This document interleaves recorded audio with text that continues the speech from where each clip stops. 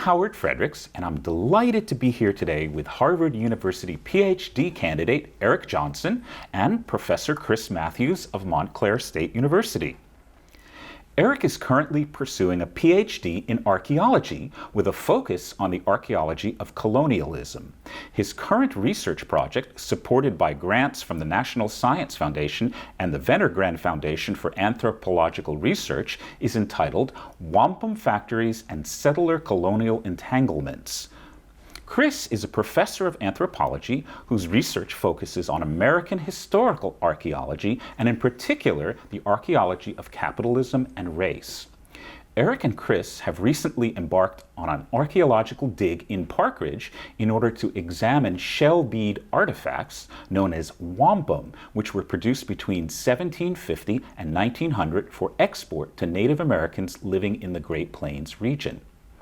Eric and Chris, welcome to PKRG-TV. Thank you for having us. Thanks, Howard. And thank you Pleasure so to be much here. for being here. It's a real pleasure to have you.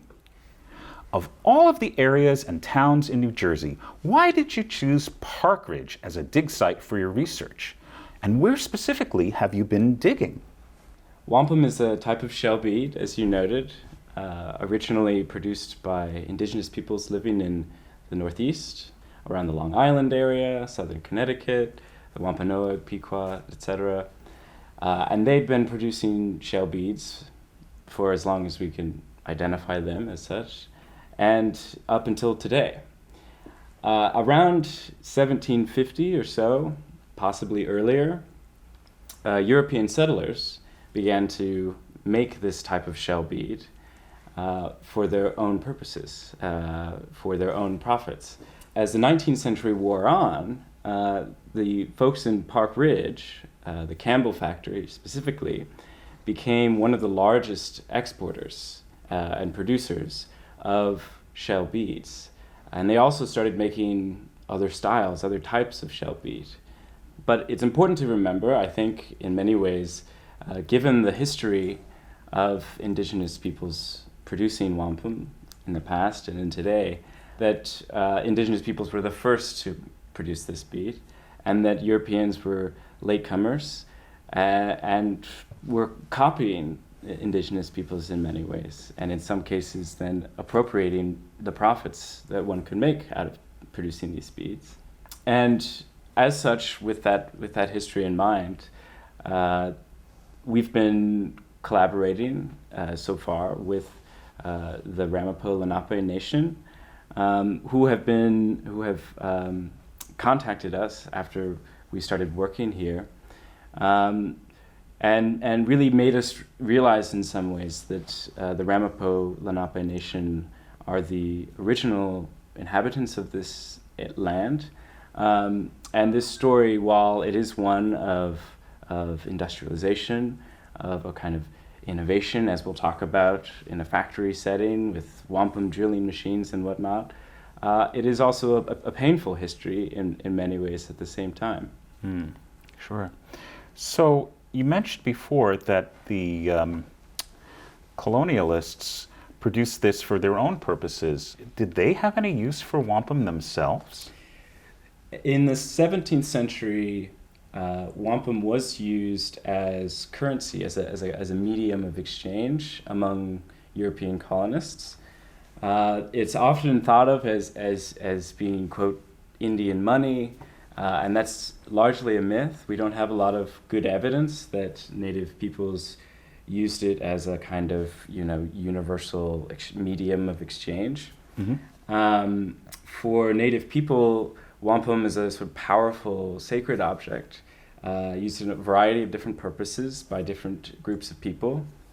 It's most sort of commonly known by groups in the Great Lakes, for instance, the Haudenosaunee, mm-hmm. Who would incorporate these shell beads made out of the purple lip of a clamshell, like a quahog shell, and also white beads made out of whelk at the time. And these purple and white beads were woven into belts, for instance, and this belt had oftentimes were used as treaty negotiations or treaty declarations of peace, for instance, between different peoples, both between native people, but also with Europeans. But they also served as important gifts and ceremonial objects at many different social ceremonies. For Europeans into the 18th and 19th century, after more common coinage was better in circulation, Europeans stopped using it really as currency. It might still have some kind of, exchange value. You might be able to go down to the local merchant and say, give him some of the beads that you made in exchange for some goods. But it really wasn't legally, at least, considered currency. Mm-hmm. At that point, it just became another trade good, but one that was unique in the sense that it was entirely dependent on indigenous consumers. And that's why it is such a unique story in the history of the fur trade and American history generally. Mm-hmm. So, Eric, how did you first find out about the existence of the Campbell Wampum Factory and of the earlier cottage industry production of wampum in Park Ridge? Yes, so I am in many ways walking in the footsteps of a previous archaeologist, an archaeologist who was working in the early 20th century. His name is Carl Schoendorf, and he was the first to excavate the so-called Campbell Wampum Factory here in Park Ridge. And he, at the time, archaeological methods weren't quite as scientific or systematic, but he did excavate a lot of material, mostly shell bead debris, bits of broken shell, and tools used in the factory. And he donated a lot of artifacts and also sold many of the artifacts to different museums all across the eastern seaboard. And some of those artifacts ended up at the Peabody Museum in Harvard, or at Harvard in Boston. So that's where I first encountered the assemblage. And at first it was just a fascinating story, and one that I found seemed to encapsulate a lot of important themes. The history of industrialization, for instance, but also histories of colonialism. And I just followed the shells as wherever they've taken me, and they've taken me back here to Park Ridge. Mm-hmm. Certainly it's true that all great research builds on the foundations starting from prior research done by others, so it's not surprising to find out that somebody else was already starting to do some of this research earlier on, and that you just picked up on where things left off. That's great. Okay. Chris and Eric, how did you both come to work together on this project? Well, we're both archaeologists. We're both historical archaeologists, which means we study the archaeology of the last 500 or so years, since European settlers and colonizers came to a place like North America or anywhere else in the world, and it developed a different context for living in that place. And so historical archaeology is the study of that time period through both the archival written documentation, as well as other documentations there, like photographs or paintings or artifacts, as well as the kind of things we can excavate from sites where people were doing whatever they were doing, usually living there, but also working, trading, whatever is going on, because almost everything we do leaves something behind. And so the theory of historical archaeology is that we can study places that have been documented by written records, but we can not only add to it the material record, but we can sort of correct misunderstandings that often come through written documentation. Usually when people tell a story, they tell a story that makes them look good, they tell a story that they think is interesting, and they don't care about what gets left out. And oftentimes things get left out and unintentionally.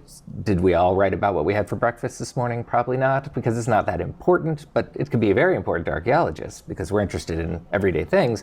But also they leave things out because they don't want to tell this, they don't want to introduce things that complicate the story or contradict the story or they don't really recognize that they are forgetting things. And one of the most important contributions of our field, historical archaeology, is a recognition that not only small things, but big things like people get left out of a story. And so when we focus our work on the absence of certain people, which are the same people who get overlooked and forgotten in almost every historical instance, we realize that a place like Park Ridge had Native Americans, African Americans, women, children, who we don't know anything about.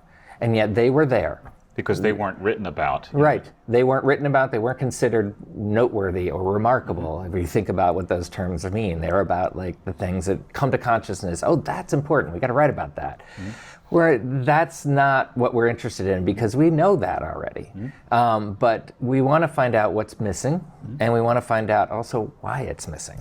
Why wasn't that important to them at the time? And so this project has been really an exciting collaboration for us, because we share an interest in recovering those missing or lost histories, but also because we share an interest specifically in how those lost and missing histories and people relate to the development of narratives about a place like Park Ridge, or about a place like Bergen County, or the state, or the region. And what happened in this project with Eric is that he brought a whole story that I'd never heard of at all about wampum. Every archaeologist who works in this region knows about wampum, but the story that it was being produced by industrialists, white settlers, to sell to Native Americans, to indigenous people, not even in the region, but far away, was a fascinating twist on the wampum story. It's not a story that nobody knows. It's just a story that most people, even people who study wampum, aren't familiar with. To see that that was going on right here in New Jersey is sort of mind-blowing in its own way. I feel like it's so unusual. But at the same time, what we've learned through two routes. One, our now collaboration with the Ramapo Lenape, as well as a lot of research findings that Eric should tell you more about because he's made most of them, is that the makers of this wampum were often people of color working for the Campbells, or may have been taking it into their own homes and taking shells in and returning the wampum to the Campbells. So there's a story of people of color connected to this, which is even more unexpected, because when you hear the story of the Campbell factory, you think this is a white Campbell family, white employees, and they're making this and it's all being shipped off. What's now coming to light is that this wampum production here has a deep history connected to the Ramapo, but also has a shallower history connected to what happened to people who were Ramapo and other people of color in this area who we knew were here, but we didn't know what they were doing, and all of a sudden we're finding them, and that's so exciting. Were there any people from the Ramapo Nation involved in the actual production of wampum who were working for the Campbells, for example? It's a possibility.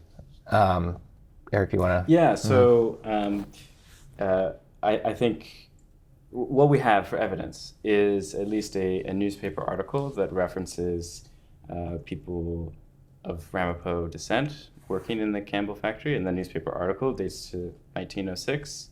And it's the only concrete reference that we have, but as Chris is saying, they are hypothetically the type of workers, for instance, that might be erased from the historical record. Sure.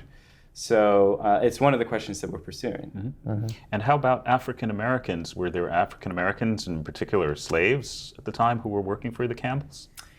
So the first reference that we have of a probably African descendant person, of course, this what black might mean in the 19th century can be quite flexible. It might mean many different things, including possibly native, depending on who's making that categorization. But the earliest reference that we have of probably African American workers is from ledgers that were actually recorded by the Campbell family that reference a man named Peter Sisko, who was working in operation with the Campbells, very much like all of the other European neighbors, for instance, in the area.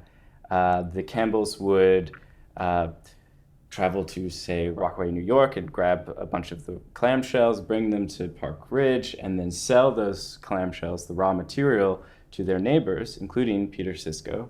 And then lines down later in the ledger, you can see that the final beads were then purchased back by the Campbells, and then the Campbells would sell those beads to the merchants, and then they'd go out to the plains or the Midwest from there. So there was quite an extensive chain of Yes. supply and production and resale and so forth. Yes, and that reference goes to probably around 1830, but certainly after. And in collaboration with the Bergen County Historical Society, Peggy Norris, for instance, definitely gets credit for this find. In the census in 1850, in the Park Ridge area, there is a Peter Cisco who is listed as black, whose profession is listed as wampum maker. No, So it's a that pretty much says it. Yeah, I mean, it's a significant enough evidence to say that this industry gave Peter Cisco a living, enough to maybe make a living at the time, in a really kind of rough and troubled transition out of enslavement. Now, the fact that the Cisco family probably was all, were making wampum begs the question, where did they learn how to make the beads in the first place? And for that, we largely, at least I approach with the assumption that at a certain time period, if a major family in the area like the Campbells, or another family, for instance, the Zabriskie family that we've also been investigating, if they owned slaves, they were major wampum producers, they were also probably using that enslaved labor as part of the production. We don't have any concrete archaeological evidence that that's the case, but we believe it's a safe assumption at this point. So you both are essentially what amounts to be truth tellers. You're trying to discover the truth about what actually really happened and not simply relying upon the written accounts that were made at the time. It's a fair way of putting it. That's really, really important and central, I think, to the story of this marvelous project. Who were the people who made use of the wampum produced in Park Ridge, and how did they use them in their daily lives? And I'll let Eric perhaps address this one. The shell beads made in New Jersey are ending up between 1800 and 1900 everywhere from the Great Lakes, as we mentioned before with the Haudenosaunee, as well as the Midwest. Out of St. Louis was a major fur trading hub at the time. And then as the 19th century goes on, there are indigenous nations all over the plains, especially in the later half of the 19th century. And the styles of beads that were produced in New Jersey change depending on which group were being the primary consumers of the beads, I guess is one way to put it. So could you give us an example of how the style of beads was different for different consumers, and how, what it was that these different consumers did with the beads that made it necessary for them to have a different style or design of bead? So the wampum, the classic, what we traditionally refer to as wampum, is, or at least archaeologists, classify based on the type of the shape and the color of the bead. That was primarily used in the Great Lakes and in the Midwest to a lesser extent. The beads that started to be produced in New Jersey that are really iconic of the plains, both the northern and the southern plains, with groups like the Blackfeet, Comanche, etc. That is a style of bead called a hair pipe. And the major difference is in the length of the bead. So in some ways, and this is one of our research questions, in part due to the invention of the drilling machine and also a different use of new types of raw material, so larger conch shells from the Caribbean, I'm sure we might talk about a little bit later. Anyway, different type of shell allows for a different raw material for longer beads. It's easier to make longer beads out of different types of shell and with different technologies. So there's a way in which the say plains nations really latched onto this particular style of bead that became the hair pipe that became quite popular. And it looks sort of like it has a sort of taper it has thicker in the middle and tapered on the end. and it's actually quite iconic of Native Plains identity and other Native identities around North America today. And the main purpose in terms of what makes this desirable, for instance, as an object, is the more beads that show up at the fur trading posts, for instance, the more we see them in various archaeological record, later photographic record, as well as in portraiture and representations both by Native people and by Europeans at the time. And they start to wear them as different forms of bodily adornment. And it all depends. I mean, it changes over the course of the 19th century, and it also depends on the tribe, and it also depends on other factors like gender, for instance. But the kind that's most iconic, I guess, of Plains identity is what's called a breastplate, or a row of hairpipe beads, or series of rows of hairpipe beads that accrue a kind of military prowess or martial identity, which was, important at the time, given the incursions by the American military to eradicate many tribes at that time. And so, that's one sort of use that differed to a certain extent than the use of wampum in the Great Lakes, for instance. Mm-hmm. So how, in general, were the type of wampum that were found in the Great Lakes fundamentally different from these hairpipe wampum?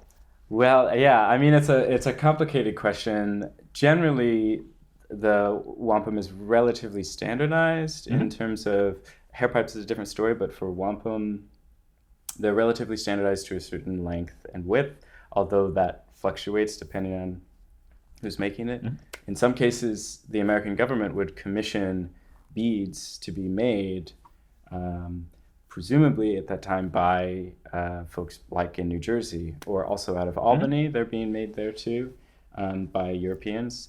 And then so they would have the European producers, but then use, for instance, Mohawk women's labor, Native women's labor, to weave those beads into a particular belt that had a very specific meaning, right? So we have to think about, when we think about whether this is a native bead or a European-made bead, it's not just the labor of making the bead, but also the labor of turning it into something that has real power politically and is sacred in many ways. So were they using hairpipe designs, or was that a different design that they were using in the Great Lakes? In the Great Lakes, it's primarily traditional wampum, meaning the shorter purple and white. Okay. And on the plains, the hairpipes were more popular. And breastplates, for instance, or other forms of adornment were used as gifts and as well, but they didn't quite have the same power to create a treaty, for instance.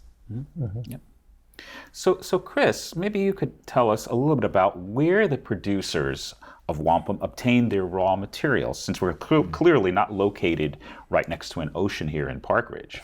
There are actually archaeological sites in the region, Long Island, coastal Connecticut, where indigenous people lived for generations, and one of their primary food sources was locally available shellfish. Walk down, there it is in the mud flats, and easy to get, doesn't run away. But anyway, they created these banks of detritus, which is the shells left over after the meat is taken, and they became known as shell middens, and archaeologists have studied them, but prior to that, people knew they were there, and it became a raw material source for anybody who wanted to make wampum.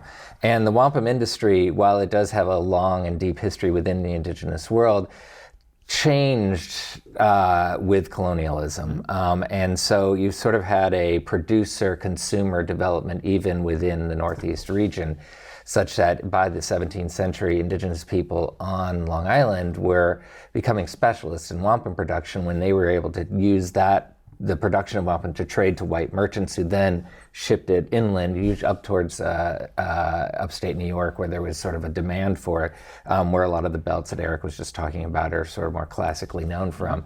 And so it becomes industrialized very quickly. It's a household production. So industry, don't think of a factory, but it's also taking indigenous traditional knowledge and applying it in this sort of market that colonists are trying to create, because what they're exchanging for the beads is furs, and so Indian people become known as fur producers from one perspective, and that fur gets brought to New York City and then shipped, and it's getting made into hats. And the beaver hat was a very desirable product that emerges in the 17th century in Europe, but it all again connects back to the shells that are being gathered on Long Island, and those are mostly clam shells and also the whelks. And then what happens later, and I've learned this from Eric, so he should be the one to speak about it, is that later the introduction of conch shells from the Caribbean add more to the kind of raw material, and how those get in here is actually another really interesting story. But it's all kind of developing with this negotiation across the cultural divide, which is also an economic divide, which is, I think, something to kind of keep in mind. A lot of the people kind of treat wampum as Indian money, are seeing this as sort of a judgment of Indian people who don't quite get how the real world works, and they fall prey to an idea that a shell can have some sort of associations with it. One of the things that comes with that is that's really a white story of white people talking to other white people about how these other people don't quite live up to our expectations of culture, humanity, arts, and all that, and commerce, right? So the question a lot of people have asked is, what did they want these shell beads for? Why were they willing to work for them, produce, gather furs, whether it was beaver, deer skins, and all that, so they could have these? And Eric touched on it. There's a sort of a cultural divide, which is really important to recognize, that the building of solidarity amongst communities like the Haudenosaunee, say it again. Haudenosaunee, and even the Ramapo Lenape, is that solidarity within the group of a recognition of who we are as a people is so important, and yet it's really important to everybody. But for some reason, when we look at other people doing it, we say, well, that's a weird thing that they're doing. Why would they be so interested in these symbols of their peoplehood when we are couched in symbols of our own peoplehood all the time? It's a flag, it's an anthem, it's all these sorts of things. And we're willing to do irrational things like fight for it, like claim it, like defend it, all sorts of things for a symbol of a peoplehood, which is an abstraction of who we are interpersonally, but to find common ground and to learn that we belong. And to see that as the sort of underlying point of wampum is really important. And because people don't see that. They see it as something outside of rational thinking. The reason it becomes this money is because for white people, or settlers, for colonists, it did function as money, as Eric mentioned. They could trade it with each other because it had value as a sort of substitute for coinage with merchants in an emerging economy, which eventually disappeared. But the idea of shells having this meaning and this creating this belongingness together, whether it's through belts or whether it's even through cowrie shells in West Africa, is common all around the world. And one of the things that is interesting is that becomes something that capitalists will take advantage of, because they can collect the raw material or they can collect the finished material and they can make a profit off it. But that isn't necessarily taking advantage of the indigenous people, because they have it for their own purposes, and they're using that kind of solidarity of shared knowledge and meaning of that to preserve their identity and preserve their being, especially as they're being eroded by incursions related to colonialism, military assaults, market forces. And so there's a lot buried in these little objects that are really important things for us as anthropologists, but just us as people living in this area we need to recognize that it is a legacy that is much more complicated and probably much more personally important to us than we're willing to give it credit for. And if I could say just two things about that. I mean, what Chris just encapsulates here is a part of the story that is often neglected when you're sort of focused in on Park Ridge. You think, okay, here's the factory, here's where they were making stuff, here were the workers, here's the machine. But when you take a step back and you realize all of that, quote unquote innovation and industry, for instance, is totally dependent on everything that Chris just mentioned, and the ways that indigenous people decided to identify themselves, also decided to declare themselves as political entities, as sovereign nations over the course of the last few hundred years and into the present. And also just in general, how one, makes a sense of belonging to a community.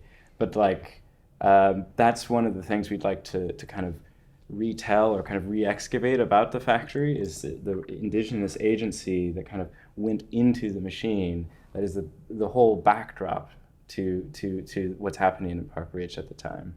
Mm-hmm. And the second thing I wanted to note about the raw material in terms of the conch shell coming up, and this relates to Chris's work as well, is the history of the sort of some of the earliest settlers to Bergen County specifically were actually Dutch settlers, but Dutch settlers who had also had experiences in Barbados.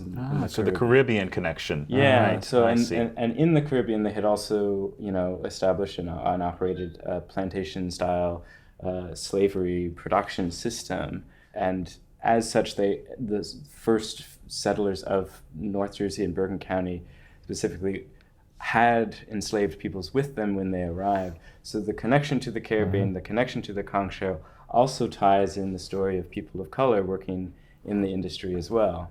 Mm-hmm. Eric, how did the actual wampum physically make their way from the factory in Park Ridge to the people who use them? The industry that developed in Park Ridge was largely, as we mentioned, fueled by indigenous consumption all across North America. But the thing linking the consumers to the producers at this time are the famous fur trade merchants. And we know from local histories that the famous John Jacob Astor, who is the founder of the American Fur Company and America's first multimillionaire at that, had basically built his wealth on mastering distributional networks of various trade goods. As Chris was mentioning earlier, taking advantage of the fur trade, beaver, and then also buffalo on the plains, in exchange for all kinds of different trade goods. And wampum was one of those trade goods. In terms of how the bees actually made it all the way out there, of course it requires, the transportation capital that John Jacob Astor was really able to master, be that ships along the coast and then up various rivers in the mainland, or by wagon across the states. Mm-hmm. And this ending up everywhere, like I mentioned, St. Louis, northern North Dakota, at a spot called Fort Union, where there's been some archaeology that revealed the shell beads there, that like hair pipes and wampum, that were most likely produced in New Jersey, mm-hmm. So, as well as the southern plains. So was there anything that actually has been done that traced the origin of the wampum that was found out in some of these spots in Missouri or elsewhere to the manufacturer here in Park Ridge, where it could be clearly identified, this is wampum made here at this factory and we can tell this because... Right. So we can't know for 100% sure,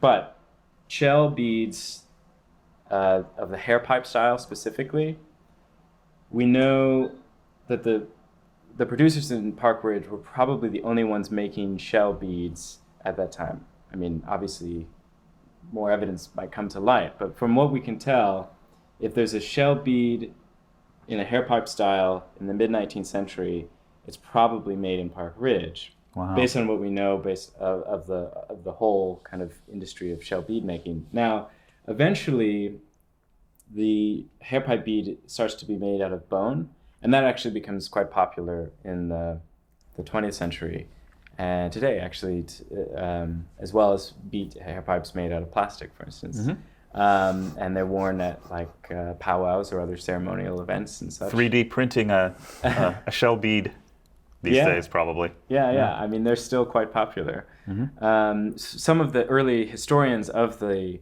Campbell Wampum Factory assumed that the Campbells went out of business because their consumers were, for instance, put on reservations or quote unquote assimilated into American culture, or were eradicated through the Indian Wars, but that's not actually true. Native people continued to exist in under harsh conditions of colonialism, but continued to exist and to continue to wear hair pipes on the plains. And in fact, it's not the sort of indigenous consumption end that really falters in 1900, but rather a different producer out of Chicago who starts mass producing the beads out of bone. And bone is a less breakable material type, and so it was just more practical. New materials, new producers. Mm-hmm. I see. Okay. So during this time period, what was the impact on Park Ridge's local economy at the time of having an actual wampum factory located here in town?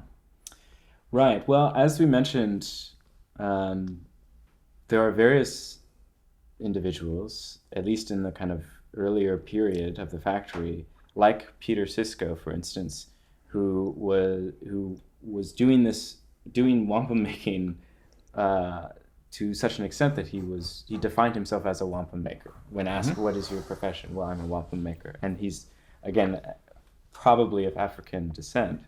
One answer to the question is that it supplied certain people with a well-being, employment, etc. Of course, that employment was also quite tenuous as well, because the trade itself was dependent on the fur trade merchants, who were dependent on indigenous people, and there's all kinds of evidence that it wasn't wasn't necessarily a consistent industry. And it's tough to say at this point how much profit is actually being made out of it. I mean, we have to actually look at the ledgers, and something I hope to do in the next couple of years to really try to figure out who's actually benefiting and to what extent from this industry. Yeah, that should be a really interesting exercise to find out how much money was actually put into the local economy at the time from the making of wampum. Wealth from the factory would have not been distributed equally. I mean, like other factories at the time, we have evidence that in around 1870 or so, there were at least four, what a newspaper article at the time refers to as 4 black workers working in the factory. And so that is some way to kind of contrast, say, Peter Cisco, who's working in his own home. He calls himself a wampum maker.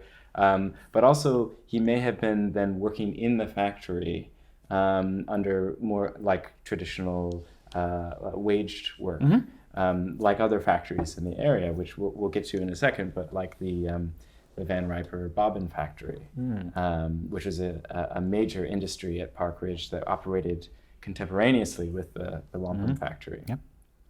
So how did the presence of a wampum factory help to shape the future of Park Ridge's economic and social development during the 20th century and moving on to today even? The wampum factory really becomes an industry at a time when North Jersey is transitioning from a primarily agricultural, rural, farming community to one of industry, which is a pattern that happens kind of all across the Northeast at that time. So in some ways, it's not very unique in the ways that it captures industrialization generally, and the transition from an agricultural farming community to and at the time, a farming community that was feeding the breadbasket of New York City.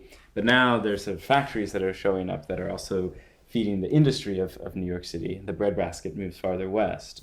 Also with the frontier of settler colonialism into Pennsylvania, Ohio, etc., which is founded also on a kind of the dispossession of native land that continues into the 19th century. So do you think that the fact that there was a wampum factory here in Park Ridge during the 18th and 19th centuries, do you think that impacted on the development of other factories in the area and sort of set the tone for industrial production going into the 20th century? You would have to assume so. I think that the wampum factory, from one perspective, was just one of many sort of enterprises along Pascack Brook, as a lot of the waterways in Bergen and North Jersey were becoming industrialized using water power, which was, sort of discovered as a very useful means of power very early on. You know, if you think of your colonial grist mills and all that, and then they start adding more products that they can produce out of it, such as the bobbins. And there was a grist mill at the north end of Electric Lake, and there was then as you keep going down, there's just additional factories as you go. So this becomes part of that transition out of agriculture and into relatively small-scale industry, though the bobbin factory was a very large industry that we've only just kind of learned a little bit of the story about. But still, it was also very short-lived because of a fire, we've learned. But they had goals of producing, of building and having obviously a long-lasting industrial enterprise. And then the story of Park Ridge has its own industrial history as it continues forward. The transition from agriculture to industry also is mirrored by a transition to when those early industries start to disappear, such as the closing of the Wampum Factory around 1900. Then you start having stories told about it, which is an interesting part of the development. And one of the things that I've been researching has been the Dutch homes there's so many that have survived. They were made of sandstone, so they actually do weather a lot better than a frame building, and there's a lot of them that have survived. And the reason I'm researching them is that, as Eric mentioned earlier, most of the Dutch settlers were also slave owners. We don't know much about that way of life and that relationship. We have to sort of impose sort of a southern model on it, but it probably has its own particularities that I'd like to learn more about by doing archaeology. But those homes were all being documented at the same time that the wampum factory is closing, and this new kind of interest in history comes along. And the other part of it is, as you research the history of these homes, say you've got Ackermans and Demerists, and it's just going from within the family, it stays in the family, and right towards the end of the 19th century, that all those folks are selling their homes to outsiders, because it's not only becoming industrial, it's becoming suburban. And therefore, that's the beginning of the way of life that I think most people living in Bergen County imagine that they have, which is a suburban New York metropolitan area existence. And it starts very early, and because New York, everything started in New York early and its surrounding area. And so that's another part of the story that's interesting to see. It doesn't really relate, obviously, to how the wampum factory developed, but it's just sort of to see that dynamic come along. And this is about the time, correct me if I'm wrong, that the Pascack Historical Society is founded. And so it's also like the dynamics of any community. We need to preserve our history. We need to progress. So speaking of the Pascack Historical Society, I understand that the Pascack Historical Society's museum houses the only remaining wampum machine. Can you tell us a little bit about how the machine worked, its production capacity, if you know about it, and whether any other such machines were commonly in use elsewhere during the same time period? Dun, dun, dun. Well, I can. And to do that, I think I'll use a visual aid. Great. This, we've been talking about shells, we've talked about wampum, and this is a conch shell that we've been referencing, conch shell from the Caribbean. And as you can see, it's quite large and quite thick relative to like a clam shell that you might get at a clam shack, for instance. And also that increased size allows for a longer type of bead. So the way that one would make a hair pipe out of a conch shell would be to break off a section of the shell and then chisel down that section into what we would call a blank. It has like sort of 4 sides to it, maybe 8 sides, like an octagonal prism in roughly the right shape. And you might then use a grinding wheel. In the old days, the grinding wheel would have been powered by foot, which is but using the water power from the Pascack Brook, you can attach sort of automated grinding wheels in that way and not have to use your foot power.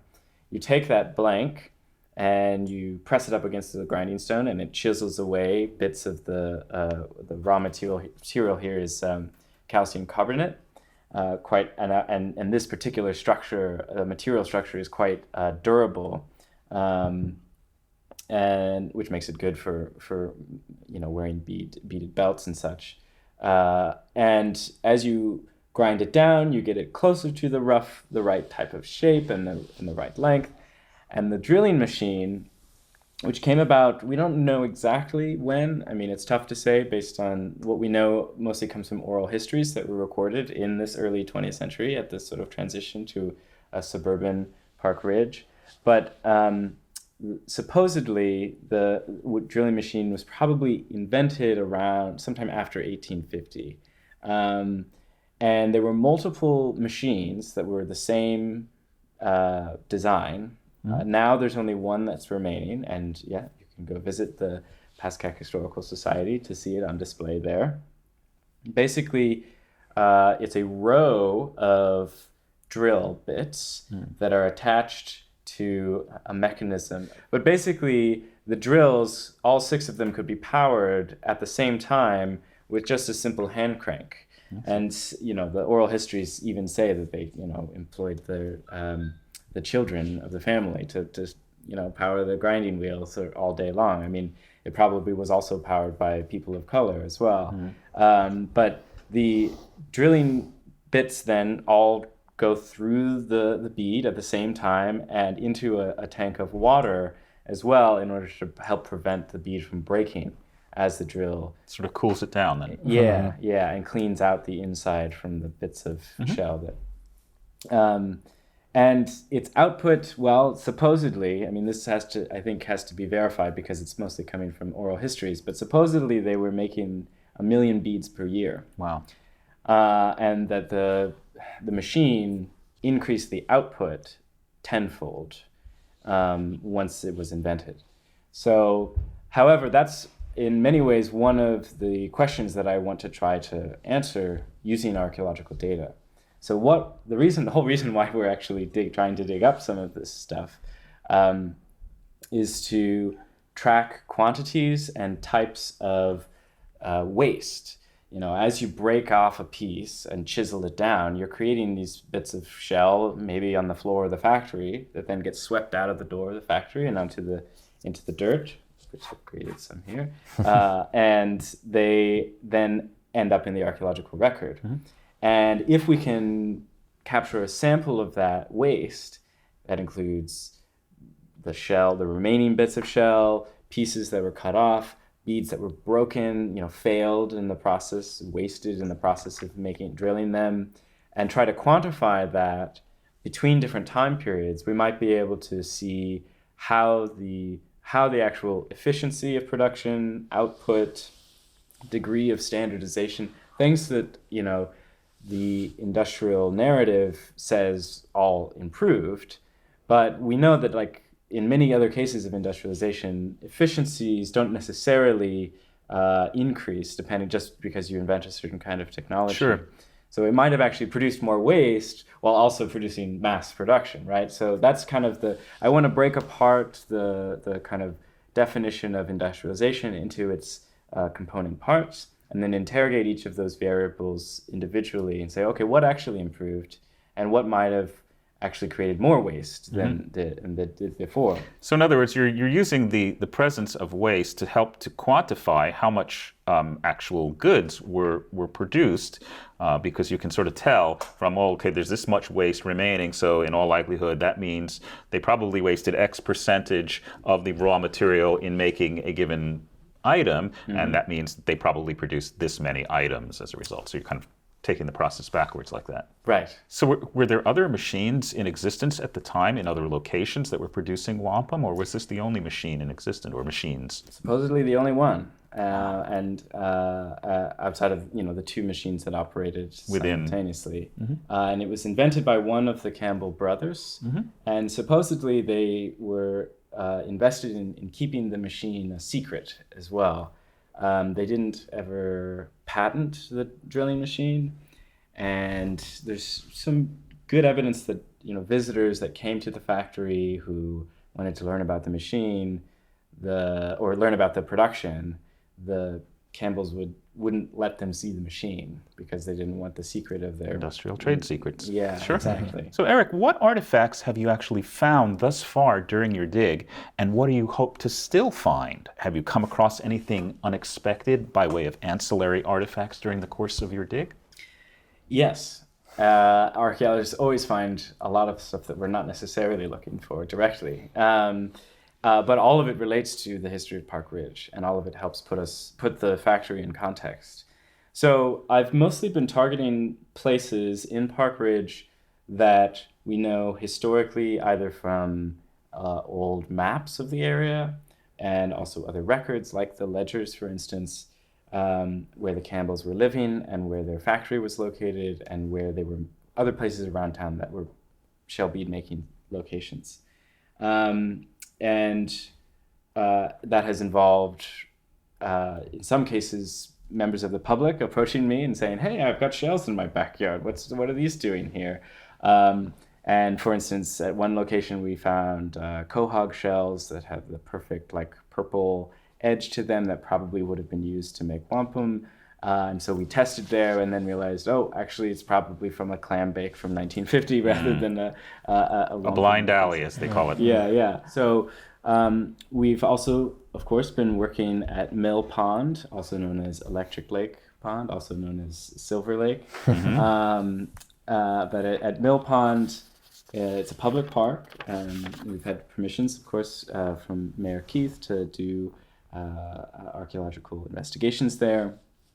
And the reason why we targeted that area is before the 20th century, or before 1850 probably, the Campbells were renting out a mill that was located, hence the name Mill Pond, between, as early as 1800 to 1850, they were renting out a space in that mill to kind of experiment with water power in their industry.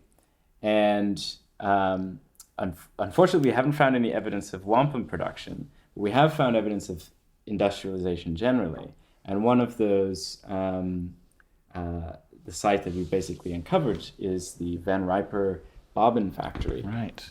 And that's at Mill Pond? Yeah. So now if you look at the park, it just looks like a nice, pleasant green space with a few trees. And of course, there's an electric generating station that was built in 1907, which might have also destroyed some of the archaeology there in the process.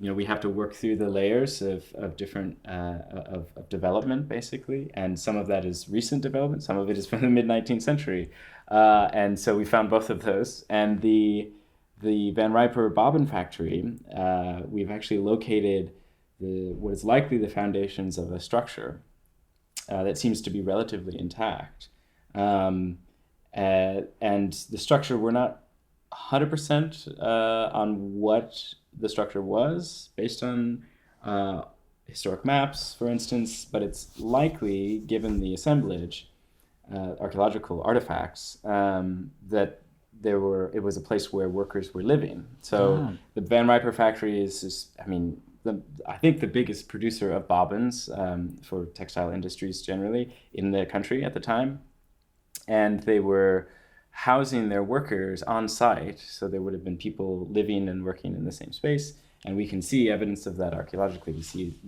the bits of the plates that they might have been eating off of, and bits of glass that are the vessels or the beer bottles or whatever that they were drinking out of, so we've located the factory, we've collected all of those artifacts, and it's been a real eye-opener for us to be able to see the scale of industrialization happening in Park Ridge at the time, because just down the brook is where the wampum factory is actually constructed in 1860. So those artifacts will be collected, or they've been collected and bagged and cataloged and cleaned in the lab at Montclair State, and then we'll be writing up our results. But we don't have any reason necessarily to do any more intensive investigations at Mill Pond at this point, because the project that I'm running is to investigate places of wampum production. It looks like there's not really much there for that in particular. Right. Okay. So Chris, maybe you could tell us a little bit about the actual process of digging and what tools and devices you use and how you assess what you find at various depths and in various layers of soil, and what different soil and artifact debris composition tells you about the history of production at a given site. So when we approach a site and say, for example, along Mill Pond, we knew from historic documents and maps that there were buildings there, and as Eric said, that this was a site that the Campbells reportedly used for experimenting with shell bead production. So what we do is we sort of say, well, where can we find things? And we look over it, and then we impose a grid on it. With the help of GPS, we can tie that grid into basically a statewide grid, and we can use the points on that grid are connected to everything else in the county and the state, which is really wonderful. But basically what that gives us is a way to kind of survey the property. Mm-hmm. And so archaeologists look at a property as anything could be anywhere, because we can't predict necessarily without investigating where the artifacts, where these intact, undisturbed layers are going to be. So you lay the grid over it, and then you excavate a test pit at the points of the grid. And what we've done so far is what we call a phase one. It's the first field investigation. And we've used a very traditional archaeological technique called a shovel test, mm-hmm. or a shovel test pit, or what we call an STP. You can see that the topsoil has like a darker grayish black color to it. And just now, what we're digging underneath it is a brownish layer. So that's what we call like a level change or context change. And if we were digging this more systematically, if this was like a phase 2 instead of a phase 1, we would basically change bags and like take a bunch of documentation and a bunch of photos. But since this is just a test pit, we're just gonna keep going, see what's here, and note the changes. And the point of that is at that grid point, we dig down to see what we see as we go for changes in soil texture, soil color, changes in artifact content and inclusions in the soil and all that. And we dig usually 50 centimeters, more if we can, and if there's reason to. What we're looking to do is to get a picture of the archaeological deposits that are there, which are soil and artifacts within those things. And those are smaller holes, so like about a foot in diameter. Mm-hmm. So. Right. Yeah, I saw a few of those when I was out there filming. Yeah, exactly. Mm-hmm. So that's giving us a scent over a broad area. Where is the most productive place to maybe return to and open up a bigger window? Right. So in this stage, you're doing just these small windows, small areas to sort of explore what might be there, and then eventually your hope is to like dig a larger area if it's warranted. So, for example, at the Van Riper Bobbin Mill, where there may be a structure that was related to worker housing, we're able to tell that, or really hypothesize that based on these small pits, which tell us there looks like there's stone foundations in here that are in the right arrangement, but we're only seeing a little tiny picture of it. So if we wanted to learn more about that, or maybe someone else later who this is really what they want to study, they'd be able to follow us up, and they'd open up a bigger picture to look at maybe the whole foundation, or to find where people living there would have thrown out their artifact, what becomes artifacts, but they're garbage, essentially. You break a plate, you throw it out somewhere. Sure. When we're finding bits and pieces of that of the right material, we know a lot about ceramics, a lot about glass, a lot about nails that can kind of help us date sometimes big eras, sometimes very specific, and the kinds of things we're finding there really look like they were mid-19th century, which helps us say, okay, that's going to go with the Van Riper Mill, because that's when that was there. Sure. So that goes together. And then everything we then compile it, we bring it all out of the ground, we collect the artifacts for further analysis, all the soil goes back in, but before we go back in, we make a record of all the different layers that we find from the top all the way to the bottom. We record the color, the texture, and what contents are in it, and how deep each layer is, and then that helps us as we compare the pits to each other for changes across the site. And so, again, the phase 1 is to say what is worth going back and looking at further based on what we've already done. And this is the basis of any initial survey in archaeology, with the goal of saying we want, in this case, looking for wampum production debris. And since we didn't find any there's no reason for us to go back at this point. Sure. But we'll nevertheless report on what we have. And as I said, we or others might go back and look at the site again, and it'll be fully documented, which is our responsibility. So whereas at other sites that you've dug so far around the area where you have found wampum artifacts, your plan is to eventually go in and dig a larger area of that. And what are you actually doing with the artifacts that you've found there? Where do they go, and what do you do with them? Yeah. Right, so conch shell that I was showing earlier, that, for instance, was actually given to me by a local resident who remembered. She lived here in 1960, and she remembered when she was a kid, like back before the whole town was like a suburban development.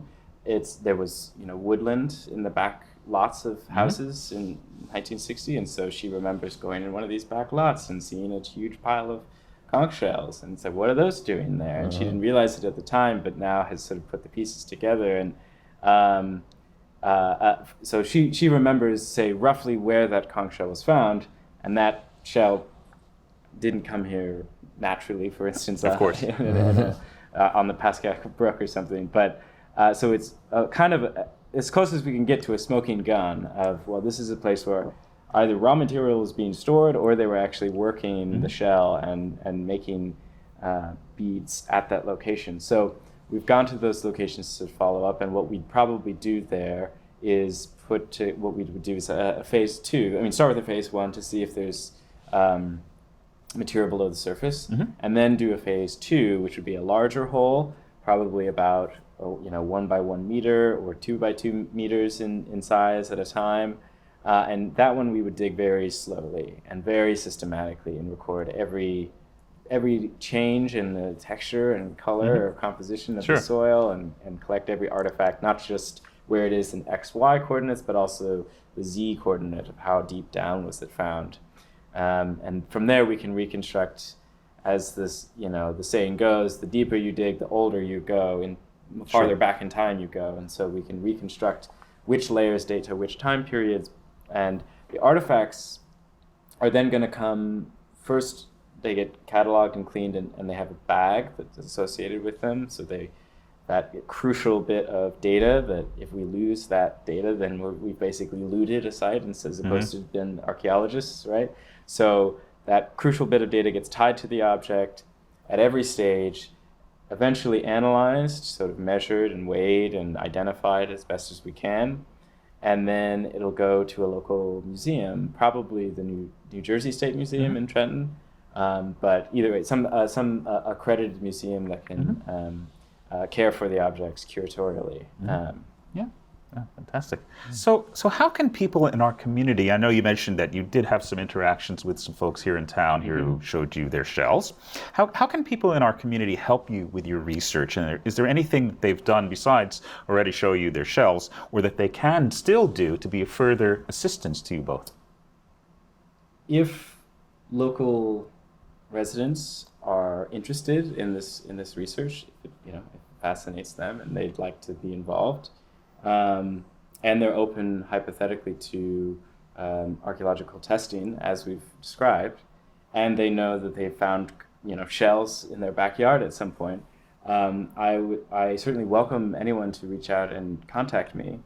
And the best way to do that is via email. My email is just ericjohnson@g.harvard.edu. And with any kind of inquiry, of course. But if there are shells on the surface, then there'd be a place to investigate. Sure. Otherwise, if you'd like to stay updated and involved, the best thing is to plug into the Pascack Historical Society at some level. They have, of course, they are in many ways the stewards of the Campbell Factory, or the drilling machine is housed there, and they have various events throughout the year. And I believe a newsletter that one can sign up for as well. So can you tell us a little bit about your interactions with local tribes, the Ramapo, for example, and how they viewed your research and what role they may be playing in supporting your work, if any? Right. So as I approached this project in its earliest stages, I was thinking about this site as an entanglement of European settlers who are producing the beads, and indigenous consumers who are sort of on the plains or in the Great Lakes. And my mind has been totally changed. since my earliest thinking about the project. How so? In many different ways and for many different reasons. A lot of it comes down to how we think about what we define in archaeology as being a Native American site, for instance. And usually that implies that Native people are living and occupying the site. Say, a Native village like that, say, Lenape peoples would have lived in and occupied at different times in the past. And so I had conceived of this project as, well, it's not necessarily a Native site because it's primarily Europeans and possibly African descendant people working at the site. But as we began to work on the project and become public with the project as well, we were contacted by the Ramapo Nation, specifically Chief Vincent Mann, chief of the Turtle Clan of the Ramapo. And they have since pushed us to think that this site is not simply a Euro-American site. This is a Native site because the objects being produced, regardless of who's working in the factory, and we have since discovered possible evidence that Ramapo people are actually working in the factory. Regardless, even if they weren't, this should be considered a sacred place at some level, people sometimes think about this wampum factory as Europeans who are, tricking Native people into buying a fake product, right? But in fact, the product is real in the way that it comes into the hands of Native people and is used for very real purposes. As Chris was mentioning before, the metaphor of the American flag, for instance, if we're waving an American flag that's made in China, does that make it a fake American flag, or is it still has the same symbolic meaning? Right. And so the things that were produced at this wampum factory had their importance and their role in the communities of the people who lived here, the Ramapo. And so Chief Mann wanted to meet with us to learn about what we're doing, first of all, because archaeology has a dark history with Native people. In many cases, archaeologists in the past have looted, dug up the human remains of Native people and their ancestors, and that has done great harm to Native people. And of course. And so, obviously, in being approached by the Ramapo, it was an opportunity to clarify what kind of research we're doing and where exactly we're going to be digging, and to keep them fully updated on every single piece of data that we recover.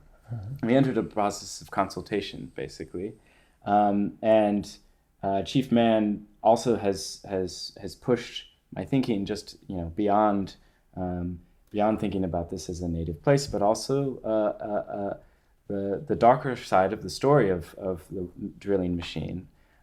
It isn't just an innovation by this white family and wampum makers, but it is a painful history for many people, the way in which the traditional craft was appropriated by Europeans. And that's an angle on the research that is really important to convey, because the past lives in the present today, and sometimes certain histories can do harm to people, and we want to make sure that we're working in good faith and in good relation with Native people in general.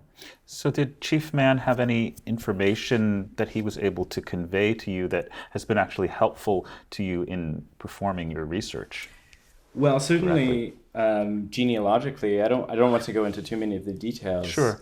But genealogically, Chief Mann and other representatives of the Ramapo Nation have presented us with at least names of people, names that are commonly Ramapo names, that then we can go into the census to try to see, okay, when are Ramapo people living or working in Park Ridge at different times, and just knowing that this name is probably a Ramapo name, versus this name is a European name, versus this name maybe more African descendant person, but it's hard to say sometimes. But the putting those genealogical stories together with the factory can help us kind of recover the people that have been left out of the story. Maybe perhaps identify those who were working in the factory who were members of the Ramapo community. There's more to add to that, and that is what else we learned or heard from Chief Man when we met, and that his community, the Ramapo Lenape, have been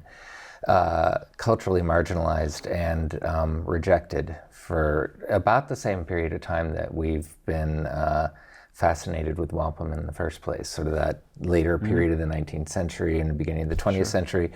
There was a myth of the Jackson Whites, who are the Ramapo were identified as not really Native American, not really, their claims of that identity weren't accepted, and that they were instead a mixture of poor people who we needed to correct, that they needed our help. And there are stories of attempts to do so, but most of that help was unwanted, unsolicited, and harmful. And so the thought of harm and healing from that is what we've learned most from Chief Man.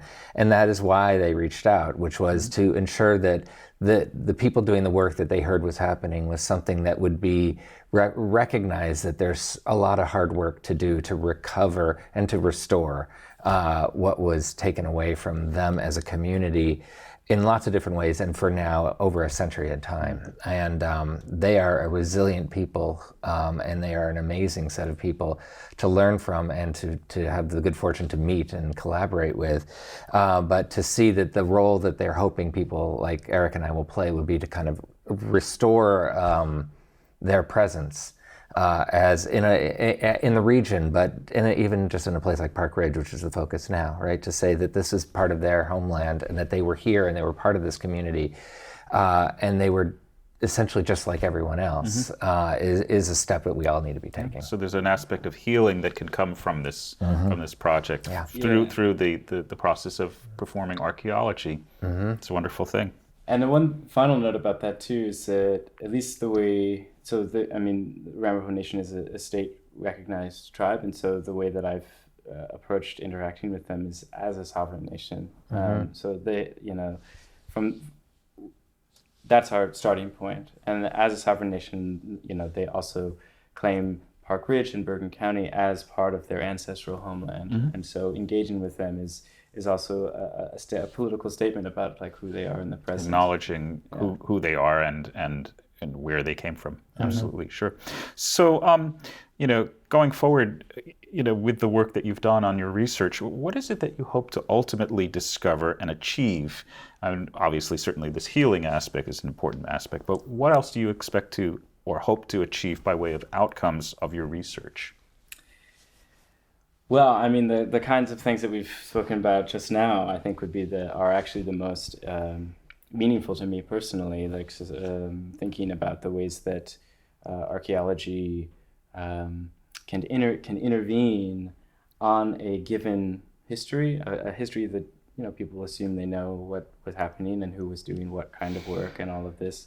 But archaeology is an opportunity because it is this sort of action of unearthing artifacts and potentially in a way that contradicts historical narratives. My biggest hope would be for people both in Park Ridge and also beyond to kind of also rethink what we thought we knew about the factory. That would be the biggest, most meaningful thing to me, but also that requires a series of archaeological data, right, that can speak to that and try to change that narrative. And so that data will, in the course of this year and next summer as well is when I'll be back. The ideal scenario for the archaeology would be to have collect a sample of a location of shell bead production somewhere in the Pascack Valley, and to run that data up against previous excavations that are in museum collections, and to see what the results are.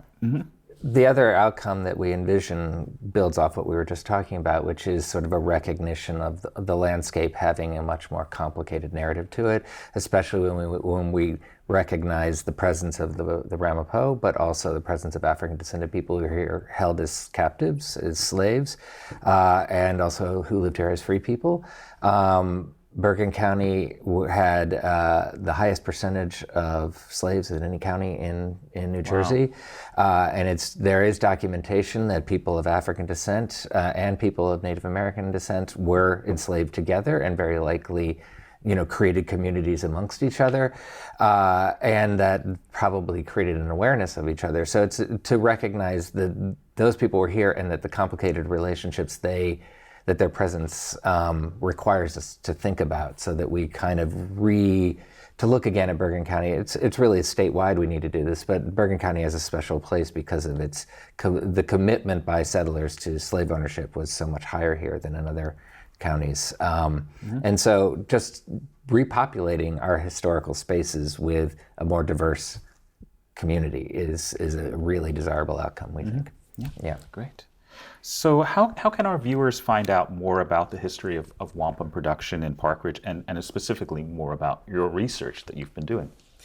Yeah, so the best avenue would be to learn more about wampum production in Park Ridge is to, again, link up with the Pascack Historical Society, as well as if any further excavations take place on public land, the best thing to do would be to follow Mayor Keith on Facebook. He's really great at publicizing our various events.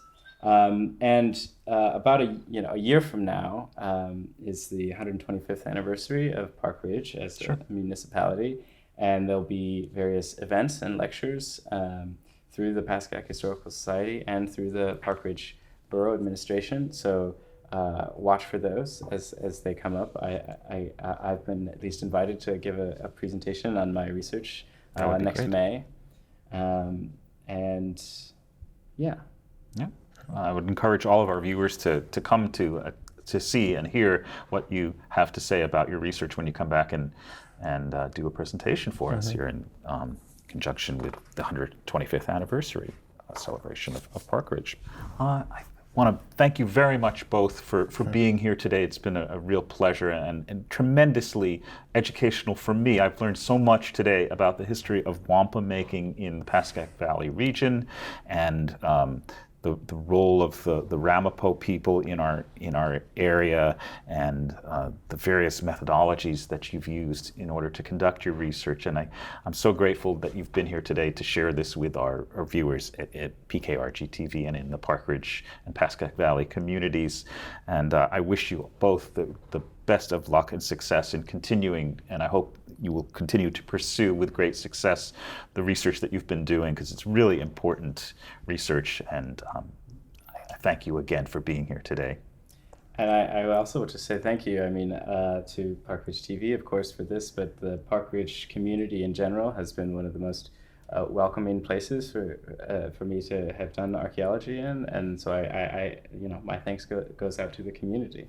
Yeah, I can just barely imagine most communities really taking much notice of something like this, and I'm so glad that our mayor, picked up on this and went with it and has publicized it and brought it to my attention as well, and brought it to the attention of PKRG-TV, so that we could have an opportunity to have a program made with both of you today and share this with the viewers in our community. So thank you again. Thank you. I'm Howard Fredrics with PKRG-TV. Thank you again. I'm here today with Mayor Keith Misciagna of Park Ridge, and Keith has attended some interesting aspects of the project involving Eric Johnson and Chris Matthews, and he's going to tell us a little bit about his experiences and a little bit about how Park Ridge is benefiting from this project. So Keith, thank you for being here today. My pleasure, Howard. Pleasure having you. Can you tell me a little bit about why you think this project is important to the people of Park Ridge and to the town of Park Ridge? Well, the timing of it couldn't be any better. This year we're celebrating our 125th year in existence. So one of the goals was to talk about our future, but to reflect on our past and to remember those that came before us and the important Park Ridge natives. When I met Eric, he was doing just that. The Campbell brothers were a very prominent family in Park Ridge. Their wampum machine, I think, is only one in existence, and it's here in Park Ridge.